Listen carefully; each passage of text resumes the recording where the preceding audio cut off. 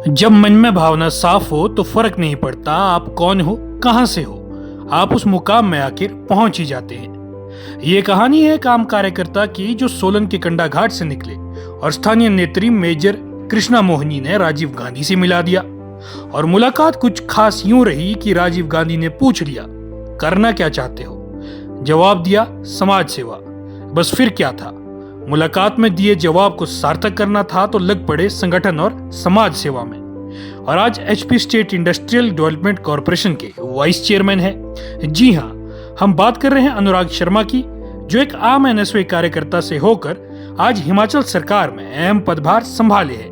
तो आइए एक आम कार्यकर्ता से लेकर वाइस चेयरमैन तक के सफर से संबंधित तमाम जानकारी के लिए बात करते हैं अनुराग शर्मा से। अनुराग जी, मैं आपसे पहला सवाल करूंगा कि छात्र राजनीति से आप बड़े लंबे समय से एनएसआई से जुड़े हैं और एक आज यहाँ तक आप HP state industrial development corporation limited के वाइस चेयरमैन आपको सरकार ने बनाया है। तो कैसे देखते हैं अपने इस पूरे कार्यकाल को, मतलब एक जर्नी को, करियर की? चलिए, पहले तो आपके चैनल के माध्यम से नववर्ष की शुभकामनाएं देना चाहूँगा आप सभी को। एक लंबा संघर्ष जो है वो राजनीति में रहा है और 1988 में हमने एक एनएसओई मेंबर के रूप में सदस्यता ग्रहण की थी और तब से राजनीति की शुरुआत हुई। और हमारे, क्योंकि मैं सोलन जिला के कंडाघाट से आता हूँ, तो हमारे वहाँ पर नेत्री थी मेजर कृष्णा मोहिनी जी, उनके संपर्क में हम लोग आए। अच्छा। और उसके बाद हम लोग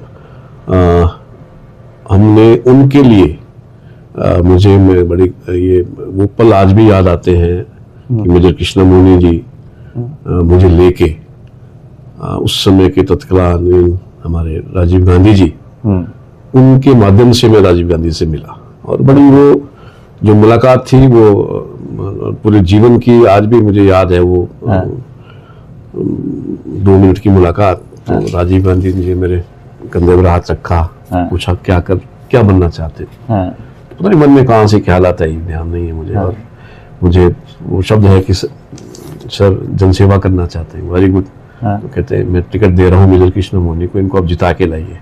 पूरी यूथ की टीम जो है हमारी उनके साथ चली और मेजर कृष्णा मोहिनी जो है हमारे वहाँ से विधायक बनी। तो यहाँ से हमारी एक जर्नी की शुरुआत हुई।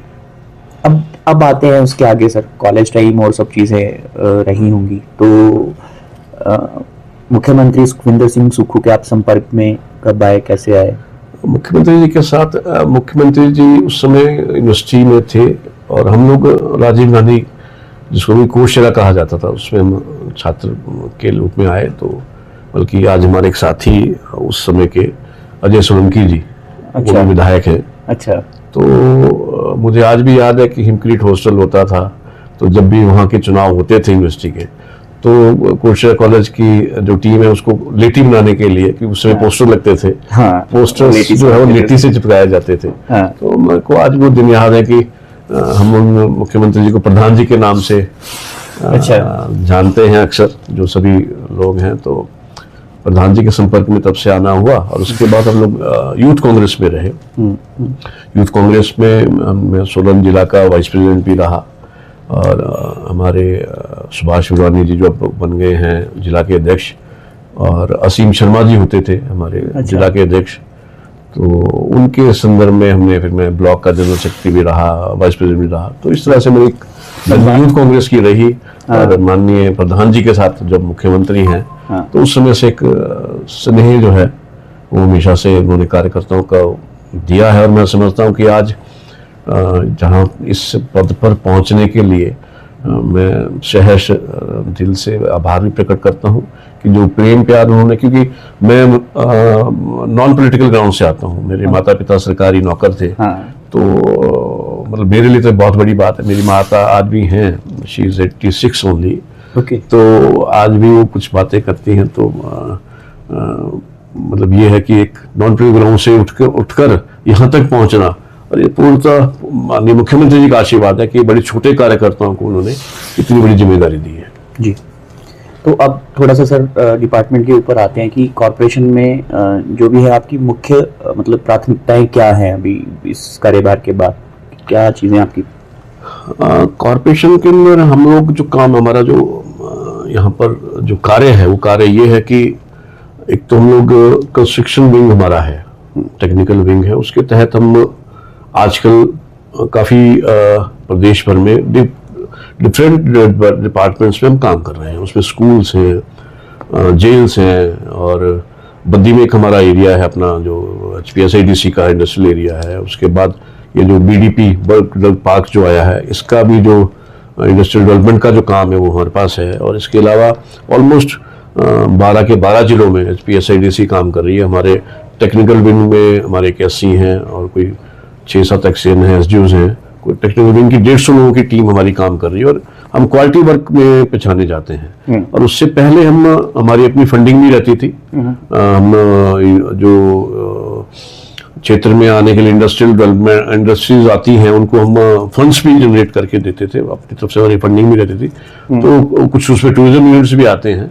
तो अब हम उन्हीं चीज़ों को लेकर कि आने वाला जो हमारे जो खासकर 2 साल हैं, और 2 साल में हमारा विजन ये है कि हमने HPSIDC अब आज के समय में भी जो है वो पूर्णतया जिसको बोलते हैं इंडिपेंडेंट, और जो हमारी काम करने की जो हमारी टीम है, जो लोगों ने टीम दी है, हम आज भी जो है बेस्ट कॉर्पोरेशन है हिमाचल प्रदेश की, फाइनेंशियली भी। तो हमारा आने वाला टाइम ये है कि हम HPSIDC को जो कुछ बीच में कुछ कमियां रह गई हैं, कुछ हमारे पास एसेट्स हैं, 1-2 प्रोजेक्ट अभी हमारे नालागढ़ में शुरू होने वाले हैं, प्रायोरिटी बेसिस पे हम उसको करेंगे, और ताकि हमारी जो इंडस्ट्रियल डेवलपमेंट जो है पूरे प्रदेश की वो अच्छे से आगे आए, और उसमें रोजगार का सृजन भी जो है युवाओं के लिए हो। आपने बात की है बहुत बड़ी टूरिज्म, उसके ऊपर भी आपने होटल इसके ऊपर बात कही है। कल मुख्यमंत्री ने भी अपनी स्पीच में कहा है कि हमारा अब 2 सालों में ये प्राथमिकता रहेगी इस सेक्टर में भी, और इंडस्ट्री को उस एंगल से जोड़ने की उन्होंने बात की है कि जो भी इंडस्ट्री आए वो इस तरह से भी सोचे हिमाचल में टूरिज्म एंगल से भी। तो मुझे लगता है कि अब आने वाले 2 साल आपके लिए काफी सारे चैलेंजेस रहेंगे। तो क्या लगता है आपको, क्या चैलेंजेस आपके सामने आने वाले हैं चीजों को लेके? चैलेंजेस हमारे पास ये है कि ये जो अब ये 2026 जो ईयर है, हम लोग कहीं ना कहीं जो हमारी सरकार है वो फाइनेंशियली, आप सभी को मालूम है कि केंद्र सरकार के द्वारा जो भेदभाव किया जा रहा है हमारी सरकार के साथ, वो पहली बात तो नहीं होना चाहिए।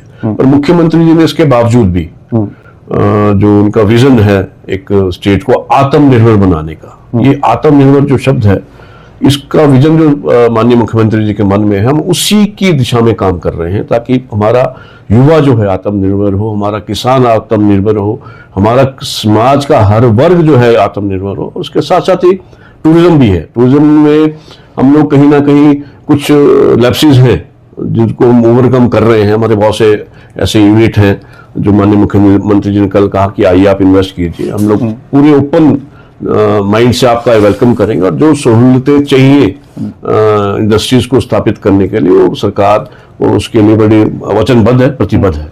जी सर, यूथ के लिए क्या कर रही है कॉर्पोरेशन? कुछ आपकी ऐसी चल रही है स्कीम्स, या कुछ इस तरह से कोई प्रोजेक्ट चल रहे हों, या CSR में कुछ कर रहे हों? अभी CSR में तो जहाँ पर CSR का एक विषय ये है कि जहाँ पर स्कूल्स के लिए अभी माननीय IM यूनिवर्सिटी मिनिस्टर जी के यहाँ भी एक हमारे ने एक स्कूल के लिए CSR में काफी फंड वो किया है, और भी जहाँ पर जरूरत है ऐसी उसके लिए CSR को भी हम लोग देख रहे हैं। पर उसके बावजूद जो युवाओं का सृजन है रोजगार का, उसके लिए पहले हमारे पास काफी स्कीमें थी।